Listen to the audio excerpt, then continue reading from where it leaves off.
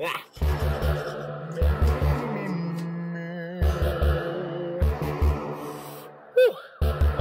ready? Let's do this. Hey, the beat just dropped like the NASDAQ too, and my flow be so lethal called the hazmat crew. You see me in the halls, you say that's that dude. Xavier Phillips from SWAG NEWZ. Hey. Alright, you can turn the music up now. Okay, we're done. We're done. What it is, Central? I'm your reporter, Xavier Phillips, giving you the inside scoop on the happenings here at Central Magnet School. SWAG NEWZ, giving you the heads up on what's going down. Last Thursday, Friday, and Saturday at 6 p.m., everyone was welcome to go view the three-man stage performance of the complete works of William Shakespeare Unabridged, which is a play that attempts to assimilate the many classics of the great William Shakespeare Unabridged. What's that? Oh, it appears his name is William Shakespeare, but the show is unabridged. His name is in fact not William Shakespeare Unabridged, as most would suspect. Yeah, most people would suspect that. It makes sense. Yeah, that's a common name. It's French. Yeah, I speak French. Oui. Bon Jovi. Rob Tank, Dual Lane, and Ken and Klish put the show together to raise money for Books for Birth.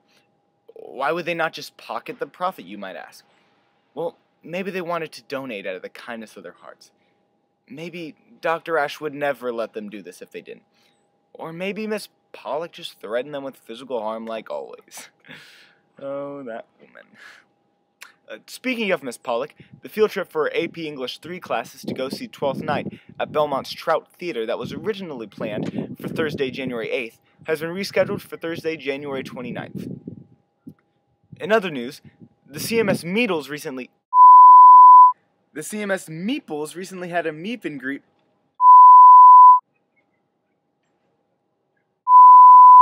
The CMS Meeples recently held a meet and greet with the former game designer Robert Schwab. According to my sources at Wikipedia, Schwab was in fact a game designer for Dungeons & Dragons, and is a recipient of many annual Gen Con N World RPG Awards.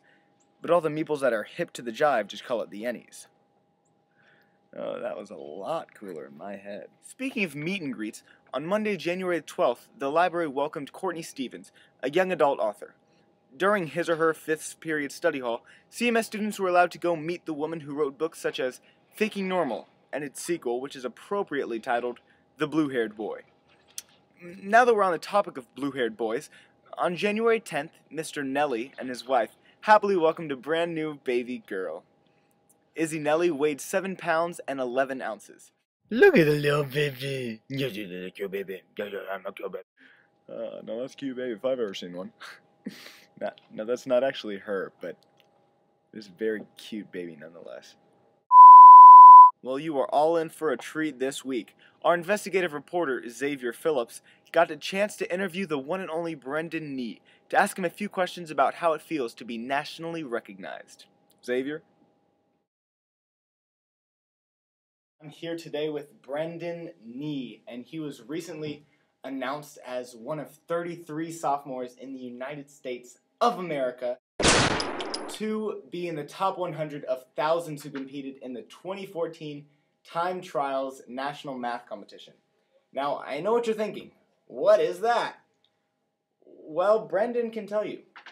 So the Ciphering Time Trials are a math contest with 10 rounds, and in each round you have 3 questions, and there's 3 minutes given per round, so you have about 1 minute per question. Brendan, how long did it take you to prepare for this? I'm not exactly sure, maybe about an hour. I didn't really sweat this competition too much because I've never done it before, so. How did you react when you found out that you were in the top 100? Well, the day before it was announced, Spencer actually asked me about if I had won something nationally, and the way I replied to him was, I've never won anything nationally, so I don't really know what you're talking about. And so I was probably not as surprised as I would have been if he hadn't asked me, but I mean, it was a pretty good surprise because I wasn't expecting to do so well. So, Brendan, when's the next competition you'll be participating in?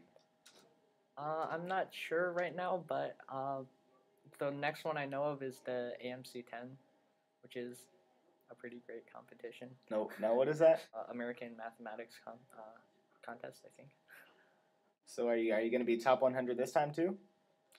I strongly doubt it, but it would be good if I could. I do have one final question before you leave, and it may be pretty hard, so I have a pencil pick for you. Okay, final question. What is 9 plus 10?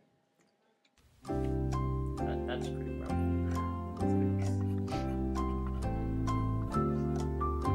Take your time, take your time.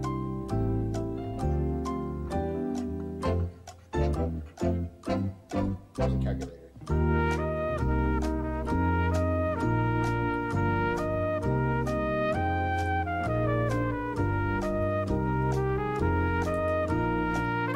Six and a half hours later.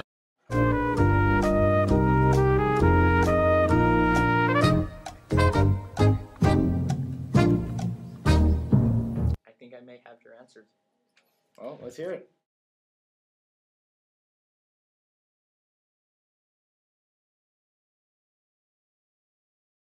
$21.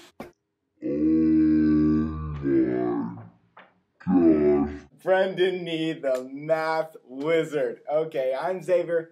This is my boy Brendan, and we're signing out. Brendan also went on to excel with his teammates, Corey Cook, Chase Scott, and Nick Nerrell, in the CW Quizbusters competition. They defeated Columbia Central and will advance to the semifinals. This success earned $2,500 for our great school. Maybe now we'll be able to afford to serve food in the cafeteria. Oh, did I say that out loud? I mean, I'm not trying to make a point or anything, but one time I bit into a chicken nugget and I looked inside and you know what I saw? Nothing.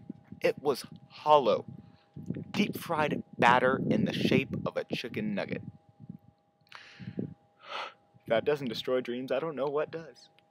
I mean, there probably isn't chicken in any of them, but at least they have some sort of meat-like substance. I mean, congratulations to the swim team and their recent success at the Excel Invitational. Both Kara Sweetman and Anna Waldecker qualified for the state meet in the 100 breaststroke. You know, some swimmers that are hip to the jive refer to that as a frog stroke. Ribbit. Okay, no, you see, I was feeling that one. I was really feeling it. I had it in my head, and I thought, frog, ribbit, everyone will get it. Well, I'll laugh along, but oddly enough, just as it was coming out, I just lost the passion behind it, I just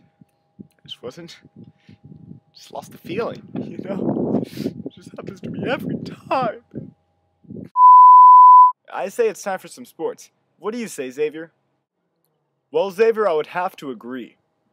Last Thursday, our men's varsity basketball team defeated the first-place York Dragons in overtime for their first district win in Central Magnet history. I said it, history. Let me say it again, history. Can I get an amen? History.